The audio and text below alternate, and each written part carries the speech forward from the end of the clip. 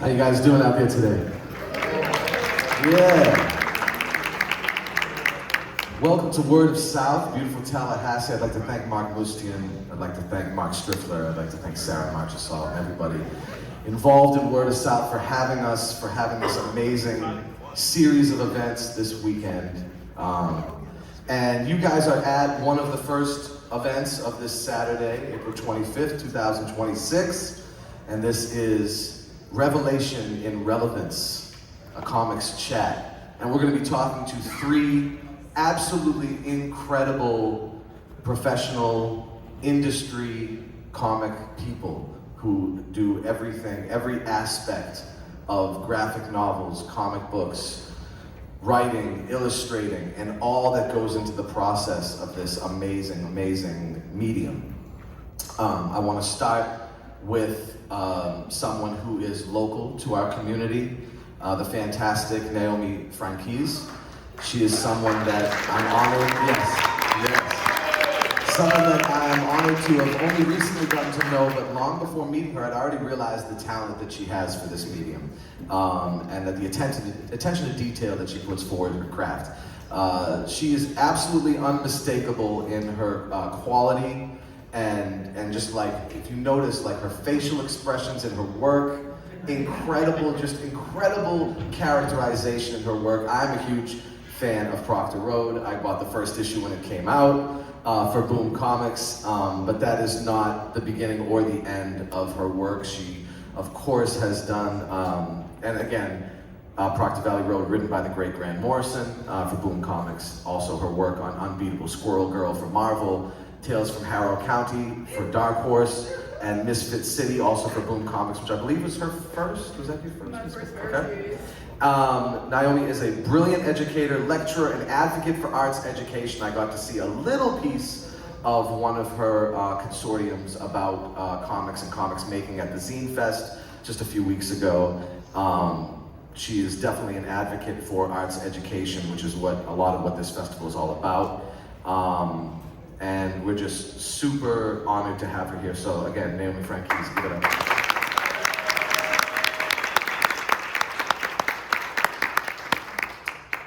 The second person I want to bring up is someone who I'm so honored to call my friend. From Columbus, Ohio, Brian Moss is a Renaissance man and a brilliant artist. One of my favorite books in my personal library is The Eightfold Path illustrated by Mr. Brian Moss. It is an incredible work of art. The 8 different stories told there are expressed in such vivid detail and style by Mr. Moss. Brian has had a singular genius that infects all the things he does around him. He's a master fine artist, muralist, comic book artist, illustrator, and may I add, Grammy-nominated album cover artist, having contributed to Nigerian Afrobeat artist Rima's Grammy-nominated album. His hard work doesn't stop there, however, as he does so much for his local community and really for the comics community at large. He's an advocate for education of the arts as well, and a fabulous arts educator himself, having founded his Power to the Panel YouTube channel, and really a worldwide community arts education platform which has done so much for the community and created a brilliant body of work in its own right. So honored to have you, Brian. Brian Moss. Thank you, brother. And last but certainly not least, we have comics powerhouse Jim Rugg, y'all. Pittsburgh, PA's own, known for his work on Street Angel, on Image, Plain Janes on DC Minx Comics, The Guild for Dark Horse, Hulk Grand Design for Marvel, to name only a few. You could easily continue on about his other amazing works like Octobriana, One Model Nation, and his absolutely stellar zines. Jim touched so many of our lives as one of the hosts of Cartoonist Kayfabe, what many of us consider to be the penultimate show about comics and comic book history, alongside the late, great Ed Piskor. I always say that as someone who works in the industry, I never cared about waving around my status as a member of P-Funk in order to meet people that I wanted to meet. I would always make the exception for the guys from Kayfabe. I definitely used my status to be able to talk to those guys. You know, as Mr. Rugg, you know, I'm Danny Pedrossian, I'm the keyboard player for George Clinton. Never have I ever used that with famous actors, other musicians, nobody, just Jim and Eddie. So today it's one of the most massive honors for me to have Jim here. I really believe that along with Ed, Jim was one of the most important movements in comics historiography that has happened in the 21st century with Cartoonist Kayfabe. Puts him at a level beyond a teacher, but he has taught and inspired all of us, and I'm honored to have him here. So again, Jim Rugg.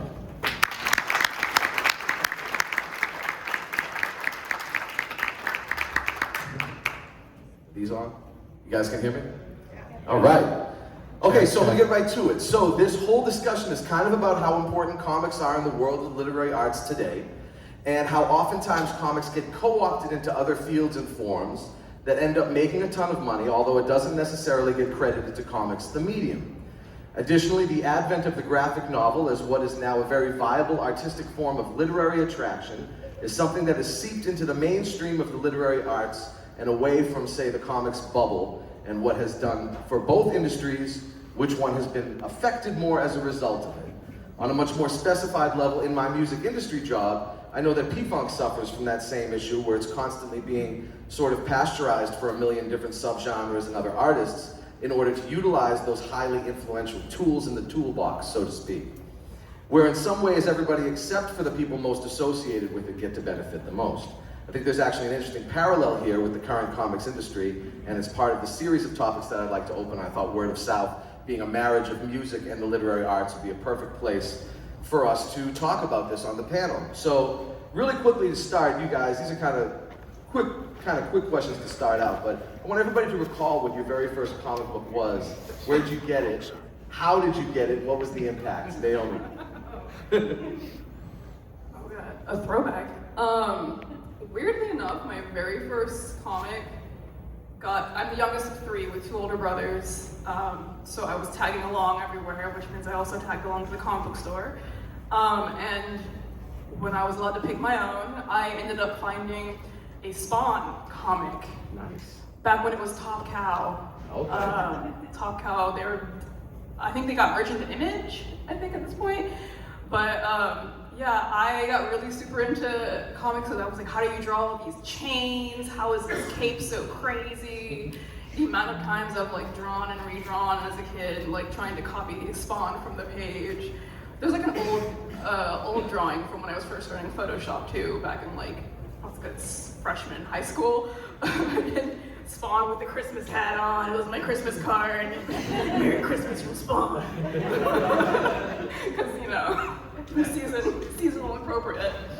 But yeah, that was my first intro. And then from there, I went into a lot of manga as well, because I started getting into the Shonen Jump magazine. So Inuyasha, Naruto, Fruits Spin, just, yeah, everything that was put through Shonen Jump, I was really like, I was attached to, I was hooked on. Yeah. Brian, same question. For me, it's funny because we were talking about this earlier, Jimmy. I was born in 81, so this is 1991, right? Yeah. I'm 10 years old. And I grew up impoverished, so I didn't have any money. And you know, you see the comic at the 7-Eleven spinner rack, and I was like, how do I get this comic? I'm not going to incriminate myself on the stage, but I got that comic. 7-Eleven, I got you, right? But to answer the question directly, there's this Marvel Comics Presents, and it was number 89. And it's the artist who made the biggest impact on me, actually. His name is Sam Keith, Kieth. He's the creator of the Max, if you're familiar. MAXX, the Max, right? We recently lost him. Yeah, exactly. R.I.P. to Sam Keith. And so I'll make it quick, what impacted me about it is because I come from a world of like drawing, studio arts, even by that time of 10. And this comic was something I could obtain, meaning I could draw like Sam Keith because it was like cartoonish versus it being like a George Perez style where it's like rendering in detail. Right. So that just connected to me immediately. A cartoony Wolverine with this Robert Crumb kind of flair, big floppy feet. And I was like, yeah, that's my jam right there. So that was that. And then from there, I couldn't turn it off. It literally recontextualized my brain. I could feel it physically change. So yeah, that's me. My first comic is also a Marvel Comics Presents. Really? Yes, I'm 4 years older than Brian. Mine is Marvel Comics Presents 26. It's a completely unremarkable comic. But at the time, I had a paper route, so I had my own disposable income, and I was able to buy comics. And I say that because my parents hated comics, my art teachers, my English teachers hated comics. It's a different era, and I'm excited to be here and talk to a room full of adults who are open to comics and graphic novels, because it was not this way when I was growing up. But I bought this comic at a drugstore. I grew up in a very small town. There was no comic book store. There was almost no culture at all. But I was the kid that drew, you know, I was probably in 4th or 5th grade, and I was still the kid that was still drawing. You know, everybody draws when you're 5, and by the time you're 10 or 11, people move on. And when I was drawing like wrestlers and movie characters and things like that, and I bought this comic that is not a very good comic, but by the time I got home, I was like, this is what I'm gonna do with my life. Because the drawings looked like what I was drawing, it made total sense to me. It clicked. It was like I found this missing piece of myself. And I always say it because like, it was not a good comic. I didn't read this comic, and it did not change my life, Brian. It didn't rewire my brain, but it showed me possibilities. You know, like I saw the list of like the artists credited in the front of the book, Right. and it was like, these guys are doing what I'm doing. I want to do this and get paid for it. It's amazing. And it's really interesting because it's parallel. You were kind of kindred spirits in that way, because with P-Funk, it was the same way with me. When I first heard it, I said, I want to be the keyboard player for those guys when I grow up. You know, But you know. okay then. Which is a long concept. It's a hell of a thing. But you know what's funny? My first comic also was trash. It was a Marvel comic. It was called Power Pachyderms. Are y'all hip to this? It's so bad. It's worse than my first comic. Yeah, it's way worse than yours. It's like an elephant. It's like the X-Men are elephants. It's so bad. That's like literally where. Is it the same? Because I remember there was a Garfield superhero comics where they had all the Garfield characters, but they were all like drawn as buff superheroes, and it was like Jim Lee style comics. It's similar to that. Okay.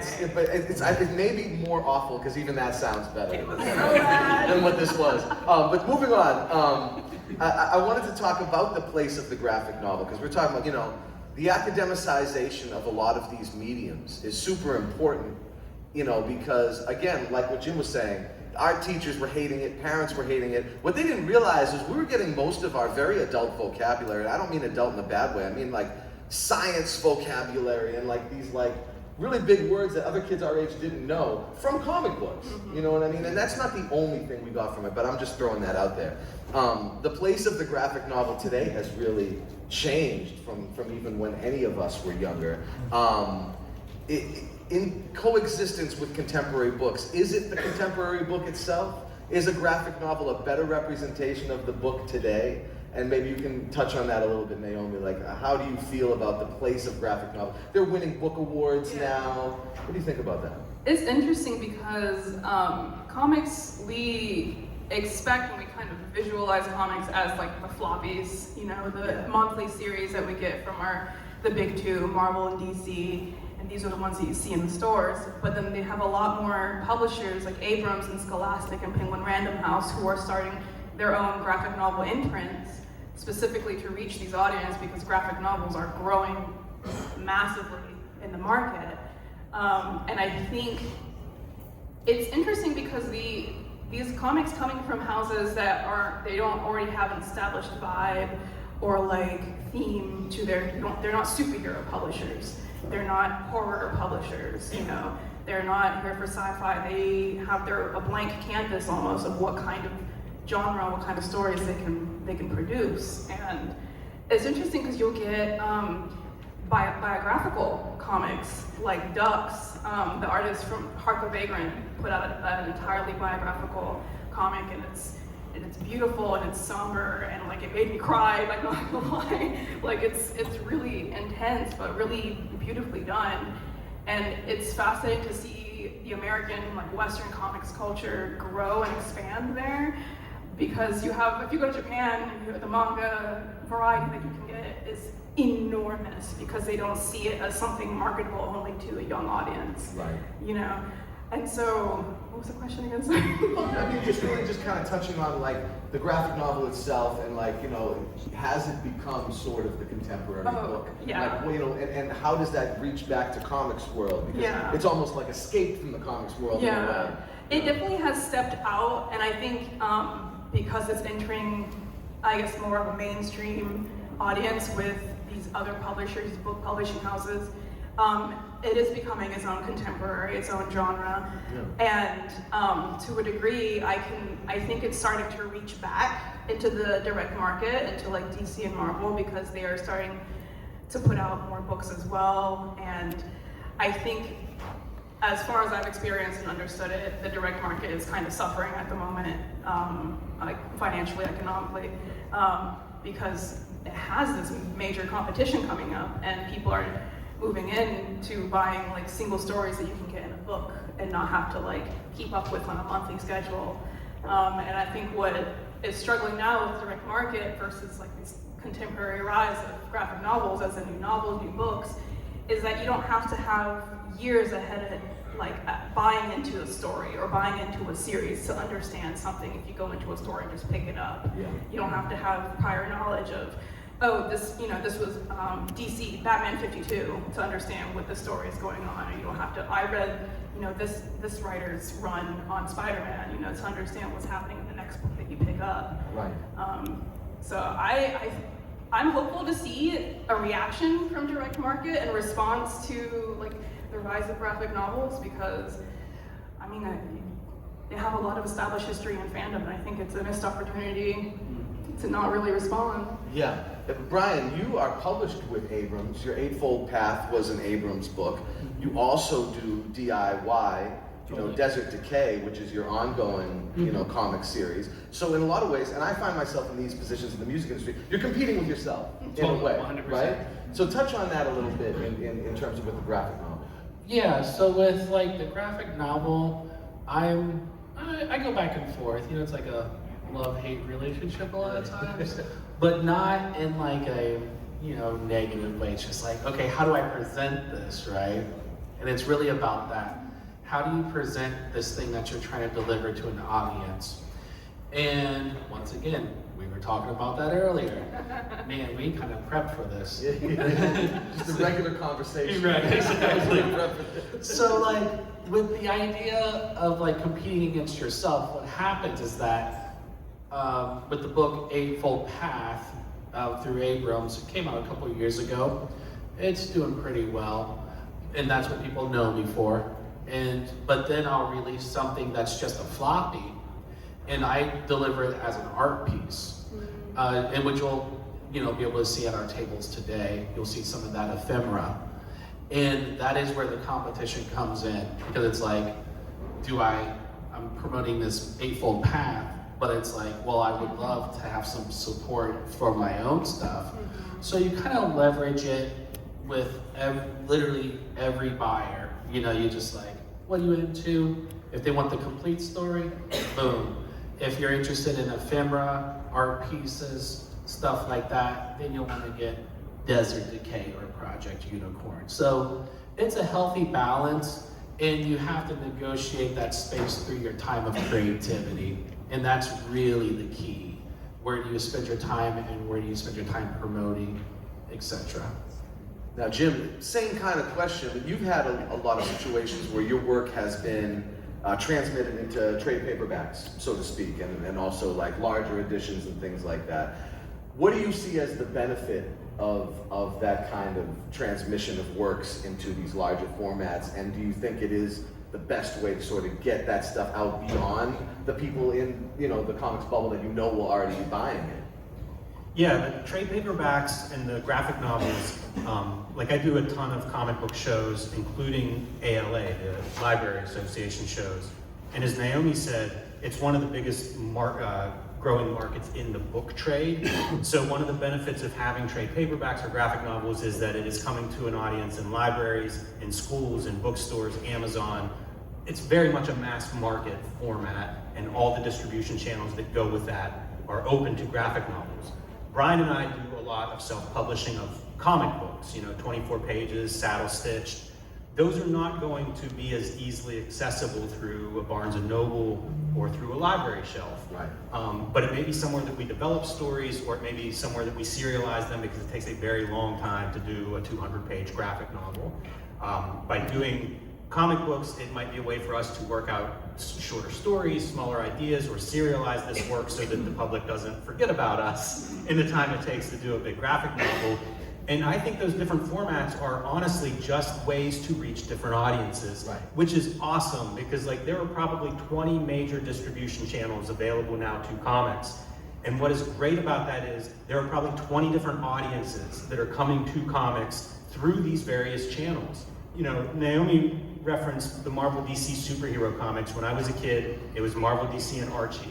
And that was basically it. That was it. Oh my god, I forgot about Archie. And now we have artists that are coming to comics and making these graphic novels and telling much more sophisticated stories and adult stories. And again, not a euphemism for dirty stories, but more sophisticated, mature ideas. Yeah. And in many cases, they never came through the Spider-Man door or the Batman door. They found manga, or they found ducks, or they found mouse, or they found something else that spoke to them, and they said, I have this story to tell in this format. And it's incredibly rich, because you're no longer, you can't unlearn to ride a bike.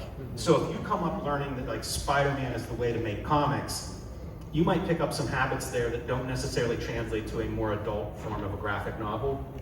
We have now generations of creators who are just graphic novelists. And they have not been monthly. They've not been homogenized through one method of comics. Right. Instead, it's we have comics for everyone now, and we've had that now for more than a generation. And the ramification is, if you love comics, it's never been a better time to be a comics reader.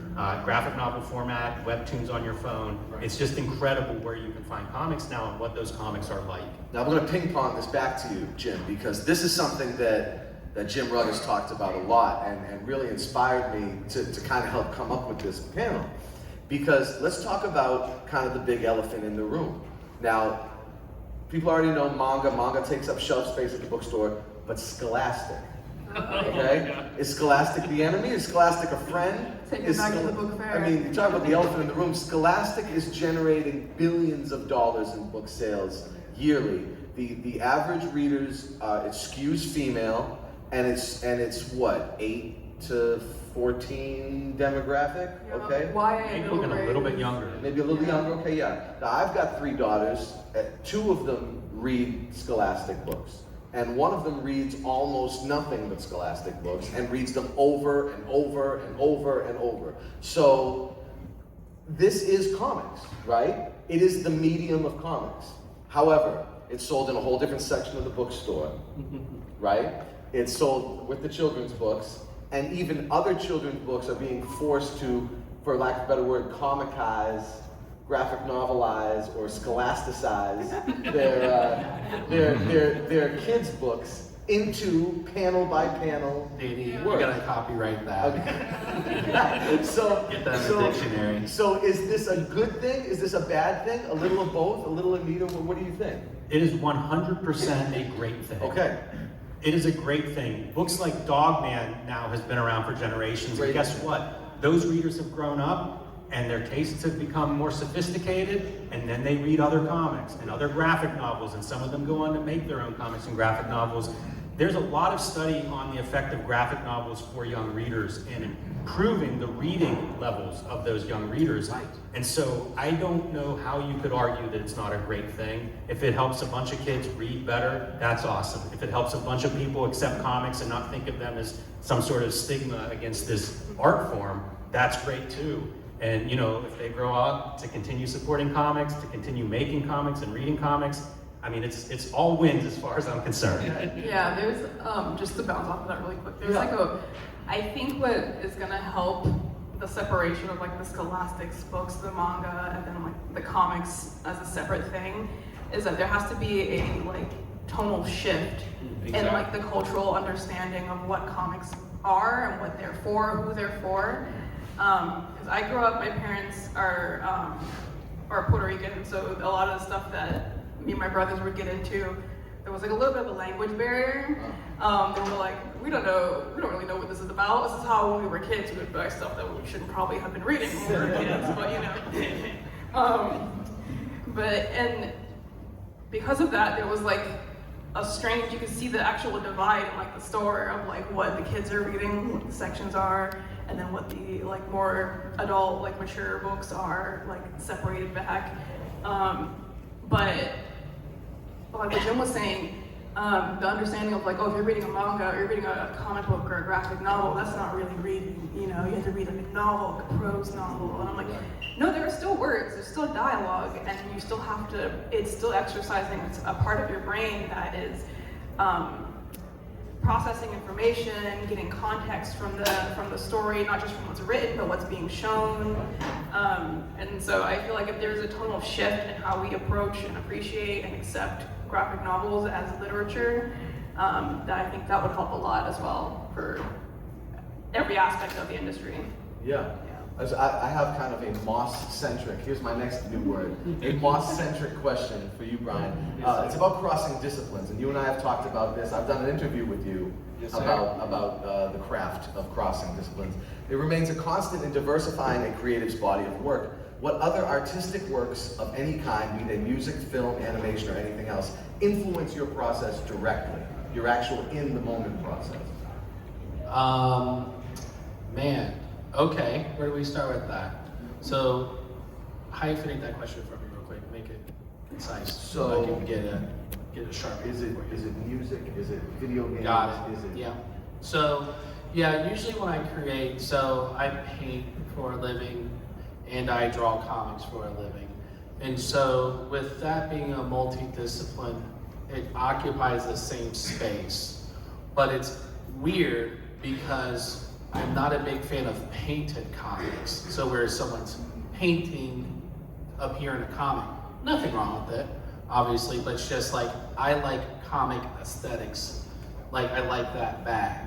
And so what happens typically is the things that will influence that, you know, obviously the things that you mentioned, music, but to get deep into it, the comics influence the painting and vice versa. Mm-hmm. And the reason for that is because I'm able to bridge ideas from one media to another. And some of those things are extremely effective. So you could go back and look at a lot of, let's say, like proto-comics kind of things like Henry Darger. You could look at his work and find collaging, painting, Xeroxing, all of these elements that are used in classic comics, go study Wally Wood if you're interested in that kind of technique. That applies directly to the process of painting because you get repetition of patterns, intentional aesthetic choices, and then color schemes is probably one of the more beautiful things with that. So a lot of times you'll hear comic book people say, comic book artists look like, I'm going to retire and be a painter. Or you'll hear a painter talk about how they grew up liking comics and they couldn't do it, so they went into painting. You'll see a lot of that with people like Basquiat, George Condo, Philip Guston. Those kind of artists were inspired by comics, specifically Robert Crumb in the history of comics, Jack Kirby. These are painters putting comics into their paintings. Right. How can you deny yourself of any expression of the medium at that point? So for me, that's where it comes out. Yeah. Right? So the paintings will never look like a comic, and my paintings will never look like a comic, and my comics will never look like a painting. But the Venn diagram is overlapping 100%. Totally. And so I would challenge a lot of cartoonists to do a lot more exploration in that way. Jimmy does it. He doesn't really promote it, but he does it. I see it, and I'm just inspired by him when he does that. Naomi's my new friend, and I'm sure I'm gonna find value within that work as well as a painter. So yeah. Yeah, that's a great answer. A lot of these questions are pretty transcendent, so feel free to put your own stamp on them. I'm going to give the next one to Jim. I want all three of you guys to answer this. All three of you have created your own unique, original characters and stories. In addition, you have also contributed to and added on to an existing canon of important literary or comic works that are established in the industry. What goes into the dichotomy of both? Is there a formula that makes more sense in establishing yourself as a creative within both disciplines, in terms of creating new things and adding on to established things? So, playing James as opposed to Hulk Grand Design, what's the difference there? Like, where do you find more comfort, and what is the formula for you in the process with that? Man, that's a good question, one I haven't thought about much. Yeah. Because I think that writing is sort of the basis for almost everything. I feel like whatever industry you're in, you should write. Because it's a way to develop your voice, even if it's not something that you're actually writing to publish. It's just a way to better cohere your thoughts and sort of understand whatever it is you think about and your point of view. So whenever I think about this question, Danny, it's not a big difference to me. Okay. The difference is mostly on a contractual basis. The Plain Janes are characters in a book that I created with Cecil Castellucci. It's a young adult graphic novel, and so we own that. Yes. That's the contractual difference. The Hulk Grand Design, Hulk is Incredible Hulk, a character that Marvel owns. They own that, and they own the work that I'm going to do on that book or that I did on that book, and I know that going in. Right. So outside of sort of the legal difference, I don't look at it that differently. I'm passionate about both. I'm going to give my full attention to both. I have ideas that I believe I can turn my idea into a good comic book or graphic novel in both cases. And so it's not, I don't think about it that much as being different. I want to own as much of my own work as I can. To be when I retire, I want to own as much of what I've done in my body of work as possible. Yes. But at the same time, we build audiences by interacting with some of these popular characters. And quite frankly, I grew up reading the Hulk. I love the Hulk. It was my favorite Marvel character. So the chance to do a Hulk book that I wrote and drew, that appealed to me. There was a story I wanted to do there. I was happy with the contract. It was a great experience. But I don't want a career that's just doing work for hire, in the sense that whenever I'm off of that book, I no longer own the work, I no longer can benefit from the work.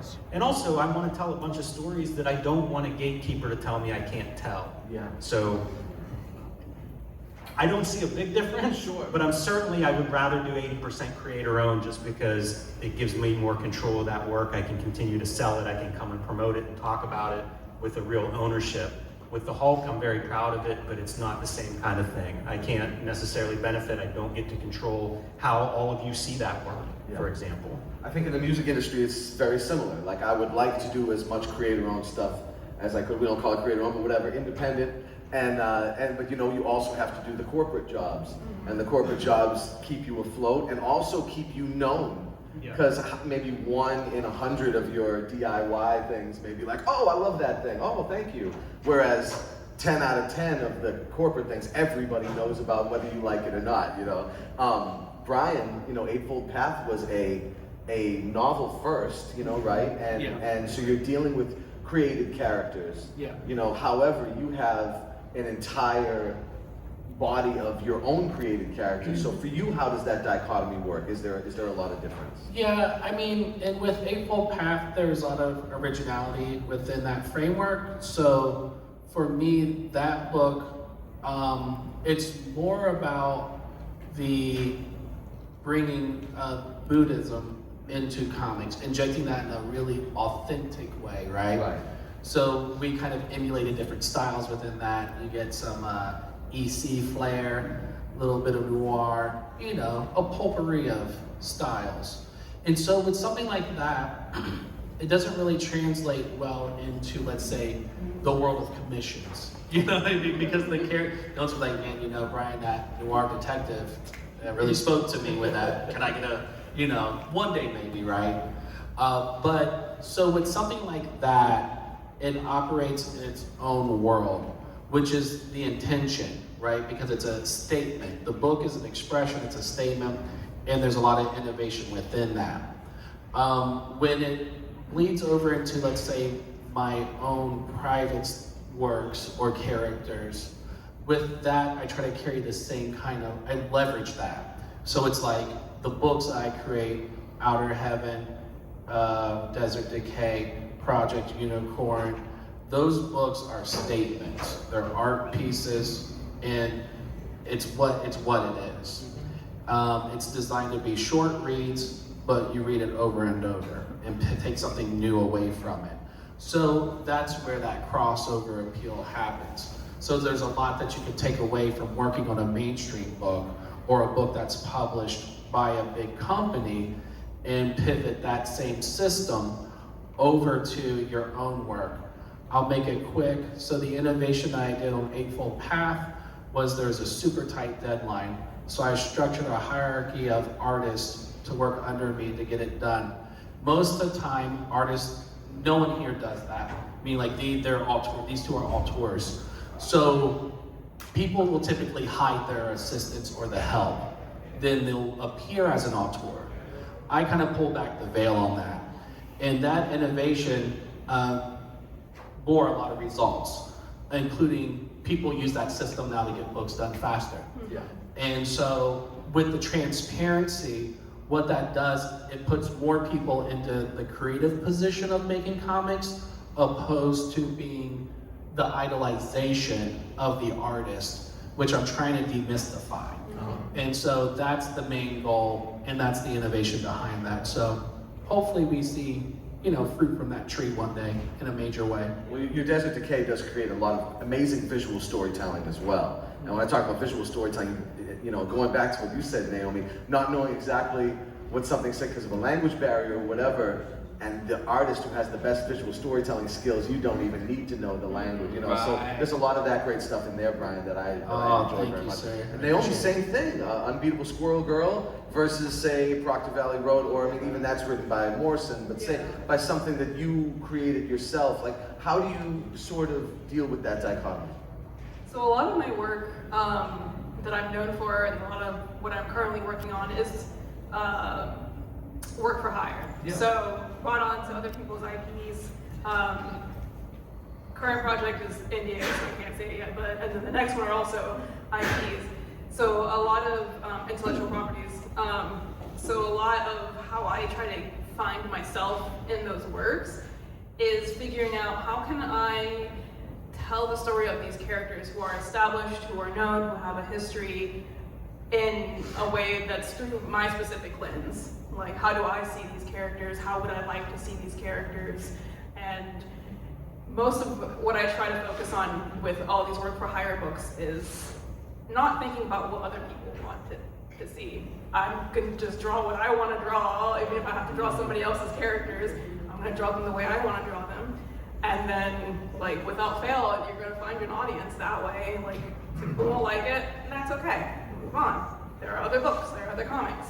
But then the people who do like it, who appreciate my work, find it, and I think that's all the better for it. With works like Proctor Valley, I did a recent book with Scholastic, with First Second. Unwanted Guests, Archive of the Unexplained is a new graphic novel series they're working on. Nice. And those books I got to create the characters in the universe. So I got bare minimum like write-ups of who these characters are. Like for Proctor Valley, they gave me like, here are the character names, here are their personalities, like the kind of their motivations in it. And then everything else I had fun with just like building and sculpting around that, like scaffolding almost. And there's a beautiful part about comics that's collaborative when you're working with writers and with color artists as well. You're breaking out breaking the job down for multiple people to get it done faster. Is you end up kind of influencing the writing. You end up influencing like the story based on the visuals. Because with comics, it's a show, don't tell medium. You know, you'll have dialogue, but if there's any chance that the visuals can explain away any kind of, what's the word? Exposition in the dialogue, if you can cut any of that away, then that makes it so much smoother. It makes it like more successful, I think, as a medium. And then sometimes it will just reflect changes in the dialogue. They're like, oh, I like the way the artist included like this element of the character, and then that influences that character's dialogue as well, and then like visual choices later on. But a lot of what I try to do is just, you know, a little selfish, a little selfish with it. Like, when I did Squirrel Girl, I was like, okay, I'm gonna draw Squirrel Girl how I think Squirrel Girl should look, you know. Apparently there's a lot of debate about how she should look online. I didn't know this until I started doing research. I was like, oh, people like, this is how Unbeatable Squirrel Girl's supposed to look. You know, I was like, oh. It's a weird fandom out there. I try not to get Fan is short for fanatic. Yeah, exactly. Very true. I try really hard to not get too deep on the internet, because I'm like, I don't need to know all that, actually. I'm happy as I am. I have to say, your characterization, especially in the things I know best, which is of course Proctor Valley Road, your characterization is so brilliant. Thank you. You know exactly what the characters are thinking, feeling immediately just by looking at the picture, looking at the page. Which I think is one of the greatest compliments an artist can get who's working with a writer, you know what I mean, when they have that. Jim, what is one thing that you feel the industry is getting wrong? And how could it be remedied on a larger level with the major companies as well as the indie brands? Conversely, what is one thing that you feel the comic industry in general has gotten right and continues to get right? And perhaps how can that fundamentally increase the potential for higher readership? Okay, one thing that they're getting right is the distribution that I mentioned at the top. There's just so many distribution channels, and by that I mean all of you can find comics in a whole bunch of ways. We could all be looking at comics right this minute without anybody leaving this room within seconds. That's something the industry is getting right. Yeah. That might not even be the industry, by the way. Sure. That might be the art form, popular culture, artists pioneering it, and readers and fans pioneering it. Yeah. What they're getting wrong. Man, that's a tough question because I am I am happier with comics now than I've ever been in my life. Comics, I believe, are better now than I ever dreamt they could be. That's amazing. Probably more inclusion. Yeah. Probably maybe getting out beyond bookstores. You know, like what is the next place? You know, we used to look at instruction manuals and say these are comics. You know, like an IKEA, how to assemble this shelf is sort of comics. And you know, before that, Will Eisner, who the most popular or the most highly regarded award in comics is named after Will Eisner, an Eisner Award. He spent the middle part of his career working for the U.S. military doing essentially instructional manuals. And he did that based on, after studies, it was the most effective way to provide education to the soldiers, how to repair an engine, how to do you know, survival things. And I think that like applied comics is something that the industry could do better, because we have seen it, and again, more research is showing us how effective comics are in education, in literacy, and I believe that's something that we could continue to apply to older audiences and more sophisticated instruction.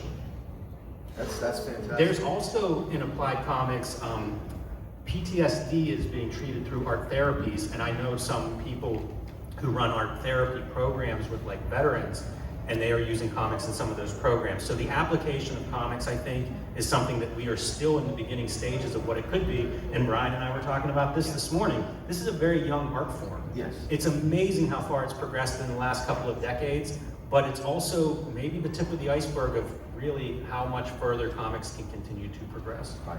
That's so punk. Totally. Like the comics as application, as like instruction. We're just at Zine Fest, Tallahassee Zine Fest, Yeah. and the amount of zines that were out there, like DIY, they put it on their copy machine, you know, like Yes, they're putting out there. But it's like one of my favorites was like instructional manual on how to be a butch, like be a butch lesbian, like things you need, and so like you have little cheeky tongue-in-cheek stuff like that, but then you have other ones that are like actual like home care, you know, like targeting audience. It's just like you don't grow up knowing exactly how to, you know, clean out your AC, you change your AC, you know, like filter, or like how to change the oil in your car and things like that. That's punk. I love that. Yeah, that is fascinating. Also, you know, Jim brings up Will Eisner. I have to throw this out there because I probably didn't mention it in the introduction. I meant to. Mr. Rugg here is an Eisner Award winner. So give it up there. Just embarrass you a little bit more before we get done. Brian, I want to talk to you about process because you had a great show on YouTube, Power to the Panel, and you would do these lives where you were in the middle of creating panels of your books. So inspiring to me.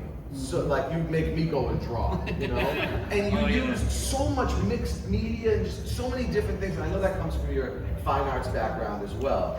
Can you describe your process a little bit, how it reflects the works that you loved in the medium? And is it important to have one foot in the past and one foot in the future, or do you only think in the now?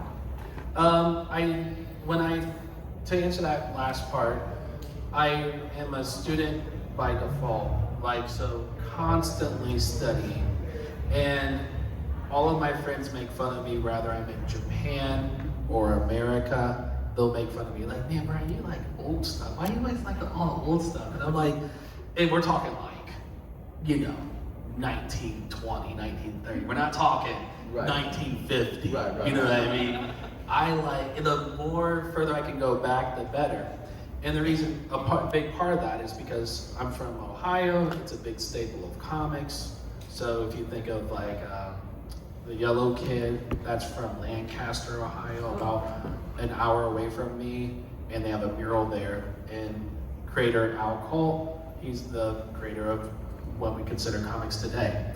So it's like, that's where my heart is. So always looking, always a student, but you know, I like to cut through, demystify all of that. So I'll draw on stream. I can draw right now for you, no problem.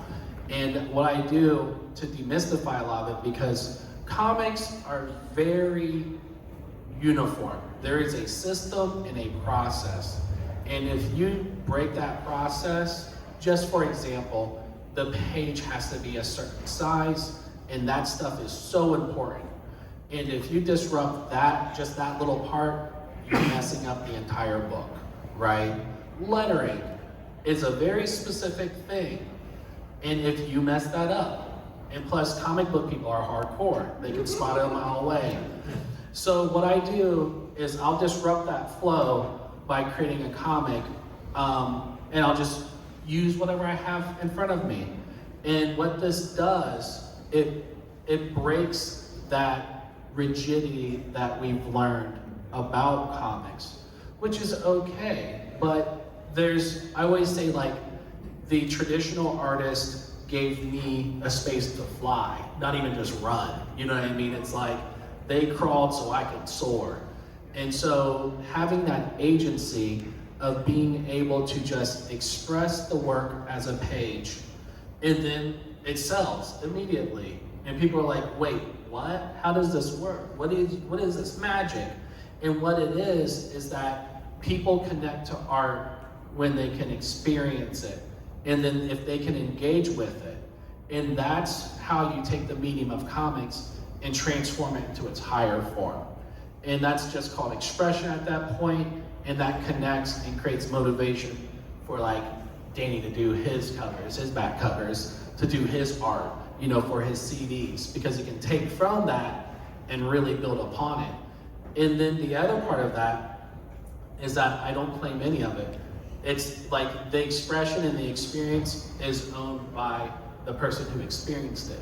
Because I can draw in private all day, but by doing it in public, it allows it to connect to the viewer, the buyer, Yeah. etc. So That's amazing. I have to note that we have, I do comics that are based on Armenian mythology. Some of you guys know Sons of the Sun.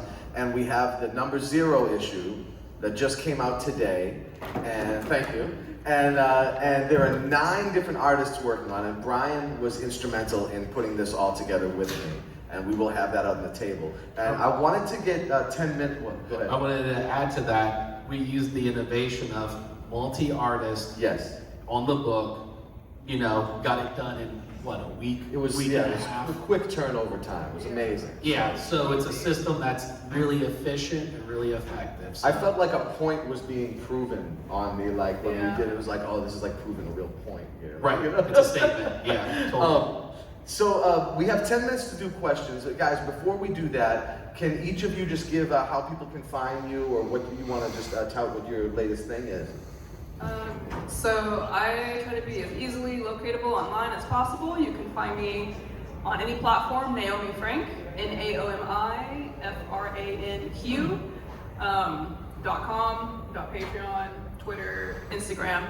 My most recent book is Archives of the Unexplained from First Second, and I have some other things that haven't been announced yet, but Dead Teenagers is a series that's coming out. It's a like 90s flashback, Groundhog Day gone wrong.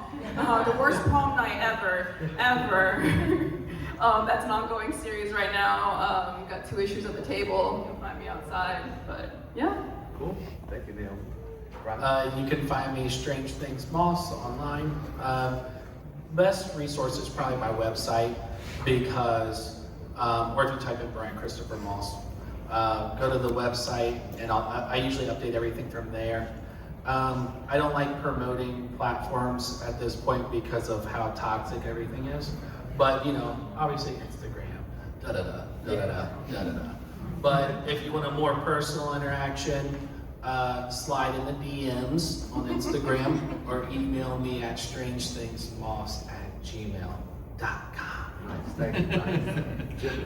You can find a lot of my books at jimrugg.com, where you can purchase those. You can also find them on powerpulpcomics.com. That's a platform of self-publishers. You can follow me on Instagram at jimruggart. I wish it was all Jim Rugg, but unfortunately somebody beat me to that. So jimruggart on Instagram. I have a newsletter, I have a Patreon. Some upcoming works. In June, I'll have my first prose book published. It is Wolverine, Weapon X, and Exploration, and it looks at the origin of Wolverine as told by Barry Windsor Smith. So it's critical writing about a comic, of course. Very nice. What else am I going to write Yes. about? That's big. And Got me excited here. I didn't know that. I'm gonna leave it at that, because I feel like I could rattle off a bunch of projects. I also do work for VFriends, and you can read their comics at vfriends.com. And my latest, I think it was issue 13, it's called Farm Fights. It's a wrestling comic with funny animals, farm animals, wrestling. You can read that for free online at vfriends.com. Amazing. And I'll just throw out my stuff. I got my Sons of the Sun comic. They're out there at the table. I got books about P-Funk.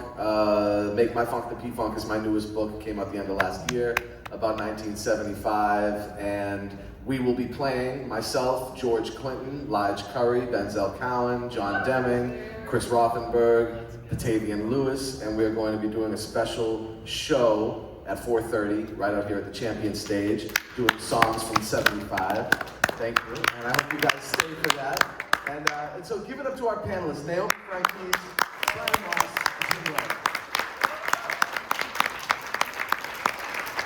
Woo! Okay, so I'd like to open it up to the floor for anybody who has questions.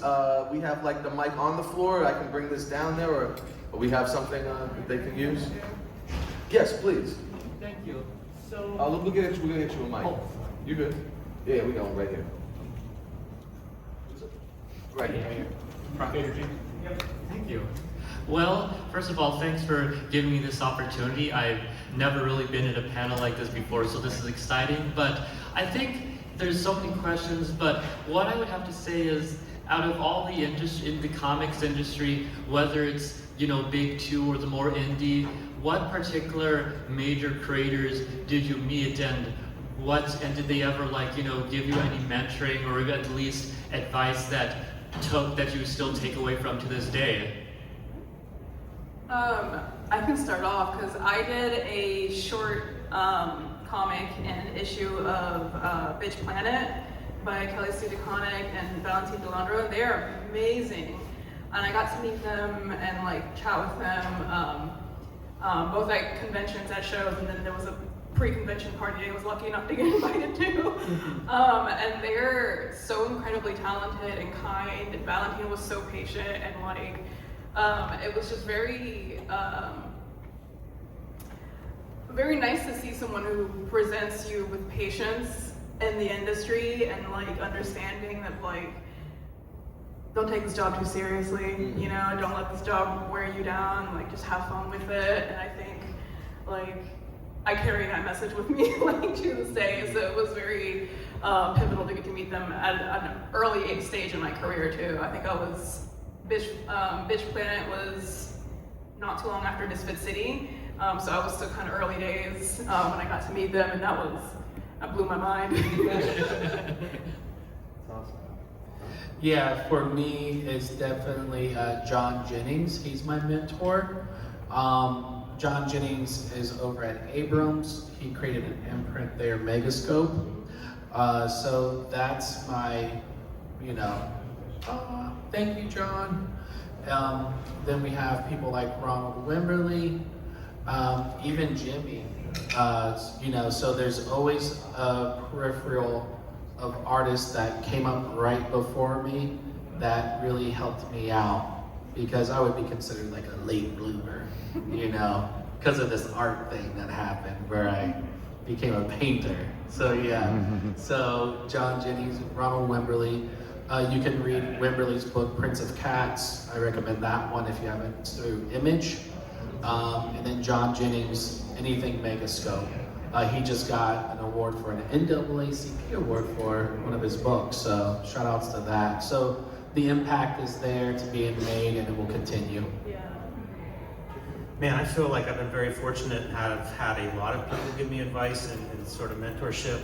I'm gonna call out the late Ed Piskor, who I did Cartoonist Kayfabe with, because I'd sit next to him every week for 8 hours a day, and we would kind of talk about our own business, what we were working on, and stuff like that. And one of the things that I learned from Ed is vision. You know, I thought that you need certain skills to make comics, and a lot of those are craft. You need to be able to draw the figure, draw perspective, letter correctly. You know, if you're doing color books, there's color theory. You know, there's all these elements that are about the actual making the page and making the comic book. And what I learned from Ed, who was the creator of the Hip Hop Family Tree, Red Room, Switchblade Shorties, X-Men Grand Design, he would have these ideas that felt like dreaming. You know, it would be like, I have this vision for this book, and vision is what I would call this. And you follow along, and those visions would pretty soon become a real thing. Whenever he did the Hip Hop Family Tree books, his vision was he wanted those books to be this large, what's known as a treasury edition. It was popular in the 70s, it kind of went away. And that was his vision for that book, long before it ever saw print. And when he was going through negotiations with a couple of publishers, that was the piece that led him to the publisher he ultimately used, because that was what he wanted to make. That's how he saw these books before they ever existed. And so I added that to my tool set of like, that's part of making these comics. You know, it's almost imagining them before you even start drawing them, or maybe adjusting as you're drawing them whenever you're like, you know what, this would be better as a graphic novel, or this would be better as a comic book, or a newspaper, or whatever it might be. But he used that vision a lot more than any cartoonist that I was familiar with. You know, most people would focus on writing the script and drawing the art, but he sort of had a bigger picture, and I think that's something I encourage everybody to do. You know, it's dreaming on one hand until you actually make it real, but it starts with that dream, and it was something I'll always remember from him. I love that. Yeah, that's beautiful. I think we got time maybe for one more. Matt? So this is something that Jim mentioned, but it's really for all of y'all.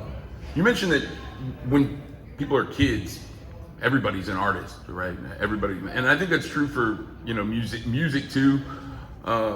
Everybody bangs on pots and pans or sings songs. What do you think makes that go away in so many people at such a young age, and keeps them from being whatever it is when they were younger? Is it cool if I start? Yeah, go. All right, so I'll make it quick.